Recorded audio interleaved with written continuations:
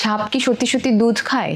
যে মানুষ বলে যে দুধ খায়। না, এটা একটা ব্যাপার আছে। সাপকে অনেকে দুধ খেতে দেখেছে, সেই ঘটনাটা একটু বলি।